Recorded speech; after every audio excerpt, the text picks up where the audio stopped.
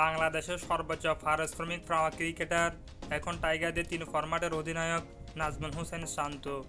Bangladesh cricket board BCB অধিনায়কের পারিশ্রমিক বাড়ানোয় allrounder Shakib Al হাসানকে টপকে গেছেন শান্ত। সর্বশেষ বোর্ড সভায় অধিনায়কের পারিশ্রমিক 40,000 থেকে 1 লাখ করা হয়েছে। বর্তমান 3 ফরম্যাটে খেলেছেন শান্ত।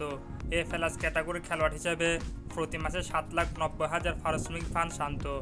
এবার অধিনায়ক হিসেবে অতিরিক্ত আরও 1 লাখ টাকা পারিশ্রমিক পাবেন তিনি। এতে প্রতি মাসে শান্ত সর্বমোট পাবেন 8,90,000 টাকা। 3 ফরম্যাটের খেলোয়াড় হিসেবে সাকিবের পারিশ্রমিক 7,90,000 টাকা।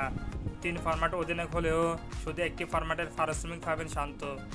এই বছর ক্রিকেটারদের বেতন বাড়ানো না হলেও ম্যাচ ফ্রি ও অধিনায়কের পারিশ্রমিক বাড়ানো হয়েছে।